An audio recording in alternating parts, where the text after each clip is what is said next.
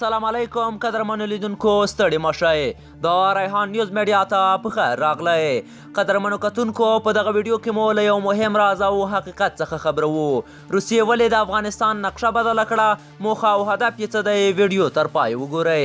د روسیې د بهرنیو چارو وزارت لخوا د افغانستان د تغییر شوې نقشې خپرولو د افغانانو غوسه راوپاروله د ټولنیزو رسنیو کارکوونکو په افغانستان کې د روسیې ناولي چلونه وغندل او د سولې د بین الافغاني خبرو د ملاتړ په برخه کې د روسیې حقیقي غرضونه د پوښتنې وړ وبلل کابل کې افغانان وروسته له هغه په قهر شول چې د روسیې د بهرنیو چارو وزارت د کپ په 22مه د افغانستان یوه داسې غلطه نقشه ټویټ کړه چې د افغانستان او چین سرحد پکې له منځه وړل شوی دی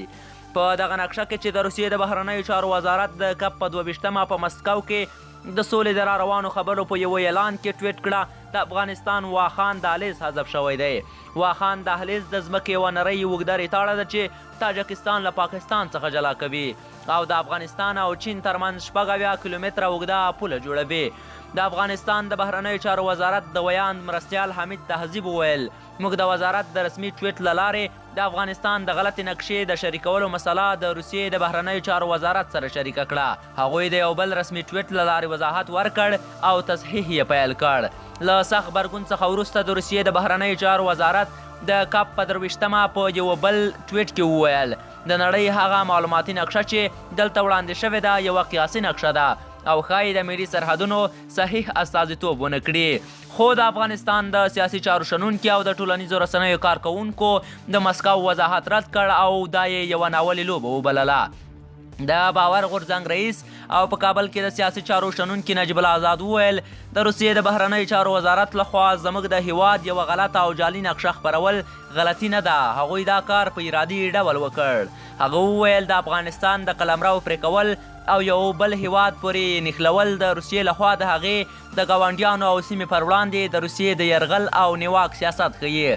هغه زیاته کړه روسان د ځمکو په نیولو او لوټلو کې ښه تجربه لري تر دې مخکې هغوی د اوکراین نقشه بدله کړه او کریمیا یې ترې ونیوله په کابل کې د سیاسي چارو شنونکي امین الله شارق وویل روسان له 4 لسیزو راهیسې د افغانستان په کورنیو چارو کې په مستقیم او غیر مستقیم ډول لاسوهنه کوي او په دې موده کې یې کار کړی دی تر څو افغانستان کمزوری کړي هغه د 1458 نه تر 1468 جنګ ته په اشارې چې شوروي اتحاد وبایلود وویل په افغانستان باندې په برید کولو سره روسیه ونه توانېدله چې زموږ په هیواد کې برلاسي شي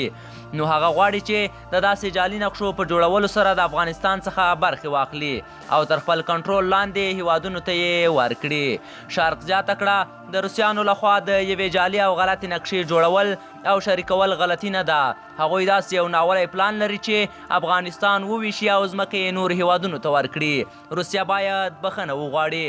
د ټولنیزو رسنیو ټولو کارکوونکو وویل د روسیې د بهرنیو چارو وزارت وضاحت کافي نه و هغوی له مسکو څخه وغوښتل تر څو رسمي بخښنه وغواړي او لومړۍ نقشه له منځه ویسي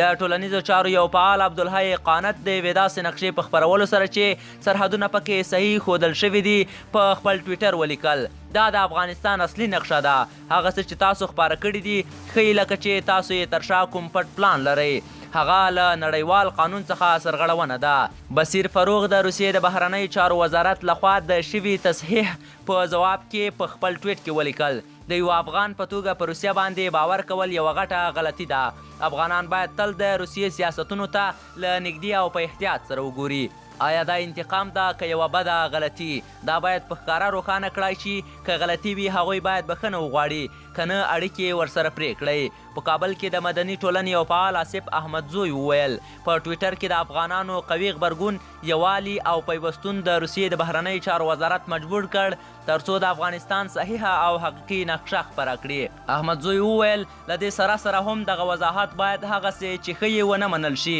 هغه وویل په 1488 کې په افغانستان کې د هغوی له ماتې څخه وروسته روسان هڅه کوي تر څو انتقام واخلي هغوی له تیرو 40 کالونو راهیسې زموږ په هیواد کې ګرم او ساړه جنګونه ترسره کوي چې میلیونونه افغانان یې وژلي ټپي کړي او معلول کړي دي د افغانستان د مالیې وزارت یو پخوانی ویان شمروز خان مسجدي هم دې ته ورته اندېښنې څرګندې کړي دي. هغه په یو ټویټ کې ولیکل پاکستان کله له تاجکستان سره سرحد وموند. روسیه باید دا ناولې لوبه ودروي، باید د دې نقشې پر ضد رسما اعتراض وکړي. روسیه باید بخښنه وغواړي او د مسکو له غونډې څخه مخکې دا نقشه لرې کړي. قدرمنو کتونکو مننه چې تر اوسه پورې راسره وئ. هیله ده چې ویډیو به مو خوښه شوې وي. تر بلې ویډیو پورې مو په پاک رب سپارم.